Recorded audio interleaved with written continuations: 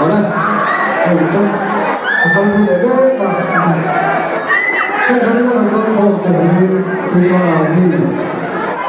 mình sống mình tập tất cả nhiều và chuyên chuyên cái công ty này này chuyên chuyên là trồng hoa thế chế độ cái du lịch hoa thế nhưng cũng không phải du lịch hoa cái gì cũng sẽ là cái mình là tất cả nhiều được cái này chơi là tính sao là làm sao quên mình đâu phải cái việc này chúng ta phải chịu được cái đó nó bắt chước mình tính sao cái nói chơi anh chú hỏi